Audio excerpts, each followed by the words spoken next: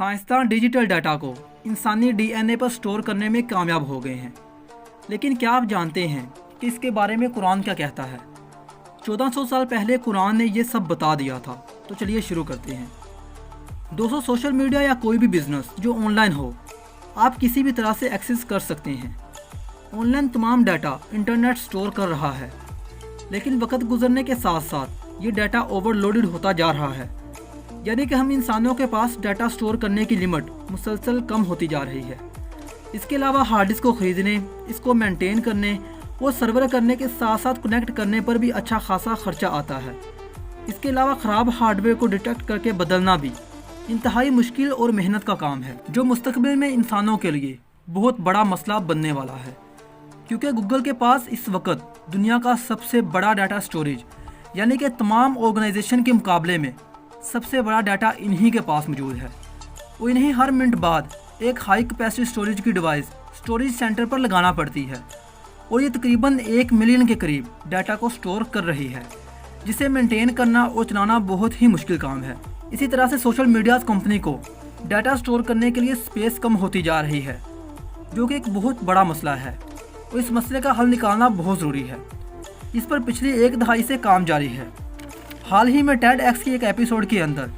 Doctor Diana x ایک چھوٹی سی بوتل کو دکھاتے ہوئے بولی،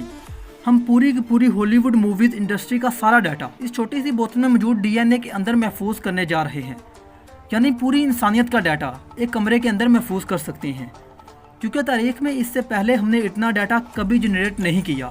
جتنا کہ اب کر رہے ہیں۔ انسانی تاریخ کی شروعات سے لے کر 2018 تک ہم نے کبھی اتنا ڈیٹا اکٹھا نہیں کیا جتنا کہ ہم 2018 سے لے کر 2020 تک کر چکے ہیں، جس کا مطلب ہے ہماری ڈیٹا سٹور کرنے کی ریکوائرمنٹ وقت گزرنے کے ساتھ ساتھ مسلسل بڑھتی جا رہی ہے، اور 2020 کے بعد ہمیں اس اسٹوری کو میئر کرنے کے لیے بڑا اسکیل بھی متعارف کروانا پڑے گا، جسے یاٹا بائٹ کہتے ہیں۔ اس کی ضرورت حال ہی میں سب سے زیادہ اس وقت محسوس ہوئی جب M87 میں موجود بلیک ہول کی اصل تصویر کو سائنسسٹ نے کیپچر کیا، جس کا ڈیٹا اس قدر زیادہ تھا کہ ان ہارڈ ویئر کو جن میں اس بلیک ہول کا ڈیٹا سیو تھا، انہیں بحری جہاز پر لوڈ کر کے امریکہ سے یورپ لے جایا گیا تاکہ وہاں لے جا کر اسے ڈیکوڈ کیا جا سکے۔ انسانوں نے جو بھی خواب دیکھا، اللہ نے انسان کو اسے پورا کرنے کی صلاحیت دی،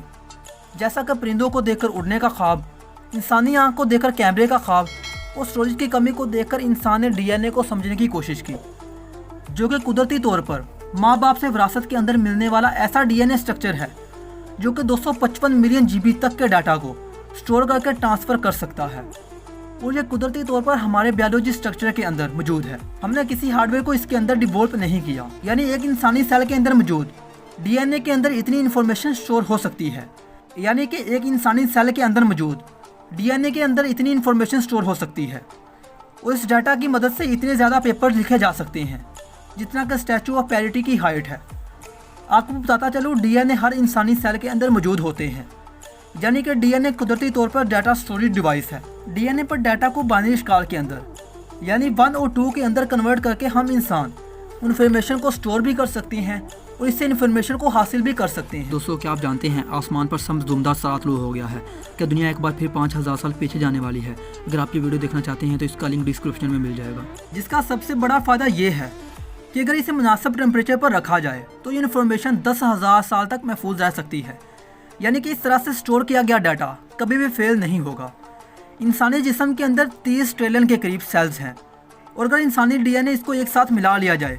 تو 45 ٹریلین GB کے قریب ڈیٹا ایک انسان کی باڈی کے اندر سٹور ہو سکتا ہے، اور یہی چیز جانوروں کے ڈی این اے کے اندر بھی سٹور کی جا سکتی ہے، جس پر 1999 سے تجربات کیے جا رہے ہیں، اور وقت کے ساتھ ساتھ اس کے اندر کافی حد تک امپرومنٹ بھی آ چکی ہے، کیونکہ بار بار جب اسے پرفیکٹ کرنے کے لیے اس پر تجربات کیے گئے تو کئی کوششوں کے بعد تصویر کو کئی بلین ٹائم ڈی این اے پر رائٹ کیا گیا۔